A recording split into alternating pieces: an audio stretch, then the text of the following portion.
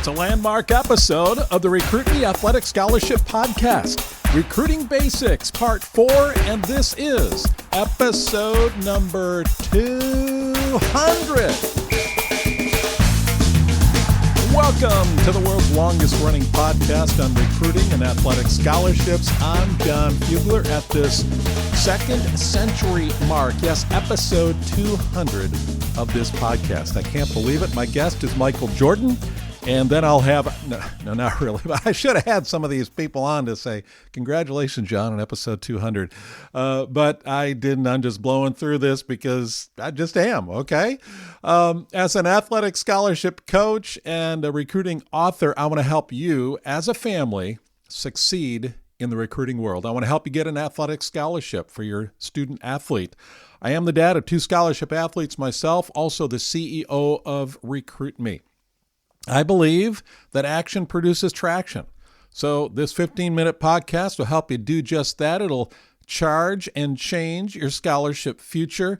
You can find every episode on your favorite podcast app or on my website, recruitme.com. And if you've been around for the last 3 weeks, you know I'm in an 8-week series on recruiting basics and talk about action producing traction.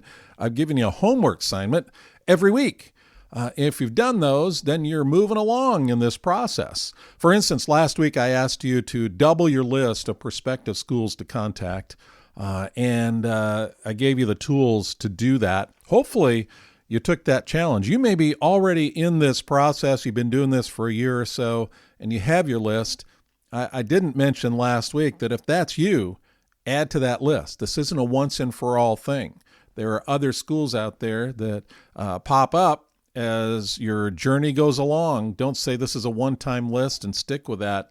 Take advantage of other opportunities, and you may want to go back and say, let's add 10 schools to our list. Let's do some research. So that's really important. That's basic. Cast your net wide, as I said. If things start to narrow down too quickly, then start contacting other schools, and you will probably also have schools starting to contact you as well. I believe in taking the initiative. Talked about that the very first part of this series. You've got to take the initiative, but there are schools that will contact you out of the blue, and you add them to your list. Don't cross them out, even if you haven't thought of them before. Cast your net wide. Keep your options open. Here's what Chris said to me as we talk about this third recruiting basic. He said this. He's a Recruit Me dad, and he said, as a parent and a prospective student athlete, you must be willing to put in the time and effort to receive your reward. A college scholarship is the prize. We've made contact with over 15 schools and received responses from each, with the exception of one, within 1 week. We look forward to the day when we can say that a scholarship has been offered and accepted. Chris did his homework. I mean, not from last week, but a long time ago. He did his homework. He and his family, they did it together, and they received response within a week. Now, 15 schools and 14 responses, that is exceptional, and that's not always the rule. If you get half, you're doing really well. So Chris put the effort forth. And that's what I say to you. Take the initiative, put the effort forth. One thing Chris did, which is recruiting basic number 3, make a great first impression on coaches. Chris made a great first impression. And that is why coaches responded back to their family. Because what they put out there in that first impression was good, was really good. I want to teach you how to do that on this episode. You've got your list of schools, maybe as many as 50 right now. And with this list, you may be contacting some already, but I hope you have some fresh ones and you can follow me through this. You're ready to take the initiative and begin contacting coaches. What we want to have you do is send them an introductory packet. It'll include an introductory email and a player profile or resume. Now, we're going to talk about that next week as far as a resume. this week in this episode, what I want to focus in is your introductory email. This is what the coaches will see first. Your resume is going to be attached to the email, but in the body of the email is your introduction. And this is that first impression. I talk about making a great first impression. You only get one chance to make a good first impression. Let's do it right. Let's walk through some things here that I will help you do that with. Just a point here is you might be thinking, well, can I just contact coaches online through that form they have on their website? That would make it a whole lot easier, wouldn't it? Isn't that what they want me to do? As you know, all the programs have an online process you can use to show your interest in the program and fill this out. And even though the coaches are looking for you to do that, I do not recommend doing that out of the gate, because you don't just want to show up with all the rest. You want to be different. You want to stand out. You want to take a different approach than everybody else in the crowd. Sure, you're going to be doing online questionnaires. If the interest grows on the part of the college coach, if the interest grows on your part, don't do that right away. I encourage you to make that initial email contact, and coaches like you to do that. Todd told me that he and his son sent out 55 intro packets, 55, and began receiving letters and emails within a week. Now, he didn't hear from 99% like Chris did.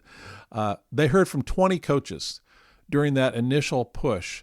And Todd said the correspondence continues to flow in.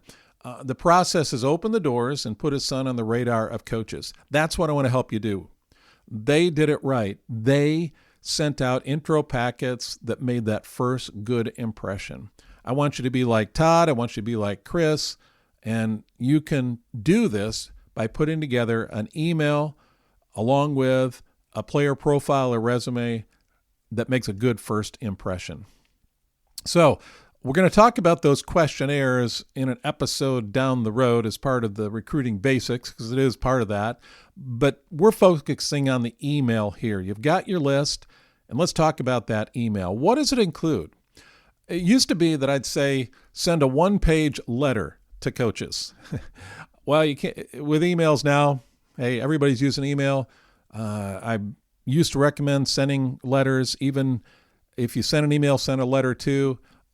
Now I'm saying just go right for the email. Coaches are looking for that. Although your email may end up in the black hole, and that's why you aren't hearing from coaches. They're never seeing it. It's in their spam, or it just somehow never gets through.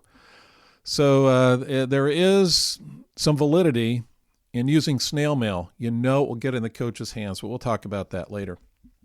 As far as the email is concerned, it's that one element where you'll be able to make a personal first impression, not just a good first impression, but a personal first impression.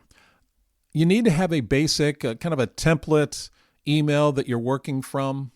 It'll be your model for personalizing that email. You'll hear me talk about personalizing, personal contact, and all the way through this process, every step of the way, it's got to be personal contact, even when you're contacting masses of coaches. So here's some important points about the email. You want to make it yours. Athlete, this is your email, not your parents' email. The coach wants to build a relationship with you. I encourage parents to help craft it. We did with our twin sons, but make sure it's from the athlete. That's highly important. Coaches want to see the athlete taking the initiative. Parents help, but the athlete is front and center, all right?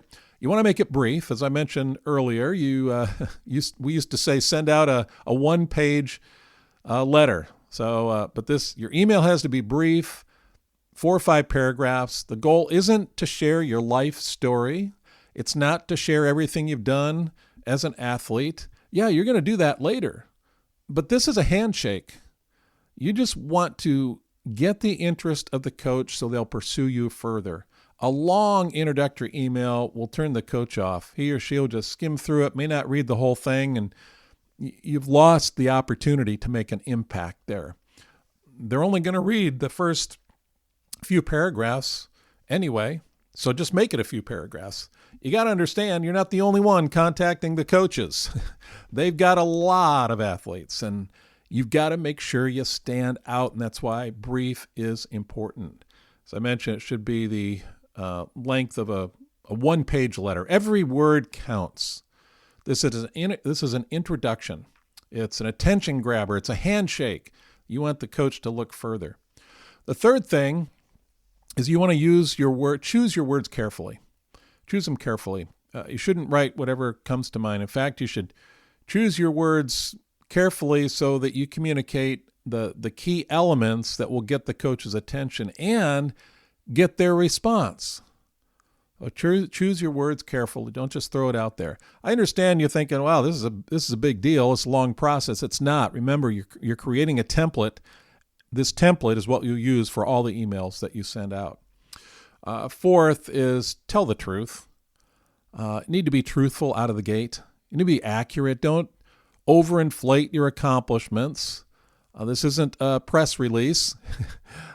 You got to effectively and truthfully communicate your successes that present you in the best light. Yeah, you want to present the best, and you do want to present your successes, but tell the truth. Don't exaggerate and describe some other person. This is you. Coaches are going to find out anyway, and they're going to be really disappointed. They're going to drop you right away if you're not telling the truth. You want to be recruited for who you are, all right? You may have a desire to compete at such and such college or university, but it may not be a good fit. So you're trying to do whatever you can to show a coach that you're a good fit, but you're not telling them who you are. You want to be recruited for who you are. Stick with that. And fifth, be interesting. Communicate the kinds of things that will get a coach's interest and make them want to know more about you, so they write back. Don't be dull and boring by only telling facts. Have some personality. Let them see your heart, your passion for the sport. Be interesting. Quickly, let me go through in the next few minutes that we have here what your email should look like. I talked about 5 paragraphs. Here's how it can look. And these are all in my book, the Athletic Scholarship Playbook, if you want to grab that. And the Recruit Me Athletic Scholarship System is a 3D approach to this, where I take what I'm sharing here and walk you through it through video and digital and documents, and take you through this in detail through the whole system and process, starting with making your school list and going through this introductory packet. This is really key. But I want to just highlight some of the things that will give you guidelines here. Your first paragraph in the email is the who, what, where, and when. Introduce yourself and your intentions with a 1-sentence opening paragraph, 1 sentence. For instance, in one of my son's emails, or it was a letter back then, he says, I have an interest in playing baseball for Ohio State next year. There you go, your intentions. Secondly, in the second paragraph, you want to briefly tell about 3 or 4 of your athletic accomplishments and your impressive stats from your most recent season. If you've participated in or received honors in other sports, mention them too. You don't need to include the highlights. Coaches like to see all-around athletes. You don't want to have to be just a one-sport guy. And I encourage athletes, kind of a side note, don't just be a one-sport athlete. You can be a multi-sport athlete. In high school, enjoy the time. Don't make it a job. Don't make it so you hate your sport by the time you get to college. So take advantage and be a multi-sport athlete if you have an interest to do that. Plus, you can get worn out and get stale, actually, if you compete in your sport year-round. You got to have some time off. So that's the second paragraph. Third paragraph is it's the personal side of things. You got your athletic abilities in the second paragraph. You got a little bit about the personal side of things. And here's what I recommend. What do you enjoy competing in your sport? What do you enjoy? This is one inspiring sentence from your heart. I mean, if you sum it up in 1 sentence. My son said, I love baseball, and because of the weather here, I can compete and condition year-round. He ended up playing in senior year-round, but there was some time off as well. Fourth paragraph, we'll run out of time here. I call this currently. What are you currently doing in your sport? For instance, you may be in season or playing an off-season club team. You may be taking lessons of some kind. You might be planning to go to a summer camp. Also, this is where you mention academics by giving your grade point average, your SAT scores, or other academic achievements. This isn't supposed to be a long paragraph. Remember, every word counts. So currently, what are you doing? Athletically and academically. And then finally, how. You want to close with how will you benefit the team you're writing to? What will you bring to the program with your abilities, your skills, your talent, your character, your work ethic? Make this a powerful closing and share your heart. My son said, I would bring to the Ohio State program strong abilities as a pitcher and position player, a quality work ethic, and a willingness to spend time to improve. It is my dream to lead my college team to a championship. You got to have vision. You got to have goals. And these words need to be your words, athlete. Parents, you can help them craft them, but man, it's got to sound like you. So end that way. The coach sees that, and they'll respond. And this goes, again, hand in hand with your player profile or resume that we'll talk about next time. But that's your email. That's the outline of the opening email. One final thing. It's got to be personal. You've got your template. You want to write to every coach by name. Dear Coach Smith, dear Coach Brown, and mention the school in that email by name. You see we mentioned Ohio State in there. When it was other schools, we mentioned another school. Make sure you proofread the email when you're done, because you don't want to mix up schools and coaches. And you say, I forgot to change the school. I started out talking about Notre Dame. I ended up, the last paragraph, I mentioned Ohio State. Oh my gosh. Make it personal. Make it personal. If there's something about that school that is even more unique, and maybe your athlete, your mom or dad went to that school, mention that. Anything you can do to make this personal. You start with a template, make it a personal email. Well, we are a couple minutes over on this episode, although I wanted to give you this because it's so important. That first impression is so important. Your assignment this week, your homework, is to write the first draft of your introductory email. Write the first draft of your introductory email. Take one of the schools on your list, maybe the one that rises to the top, and write a 5-paragraph email to the coach of that school. Coach by name, look up who the coach is. Make sure you write it to that coach by name. Get your mind into this. Just write that first draft this week, all right? You get that done, man, you're on your way. So that's it for this week. Recruiting Basic number 3. Next week, Recruiting Basic number 4, we're going to talk about that player profile and resume and what makes that a winner and helps you in your great first impression. We'll talk to you next Tuesday.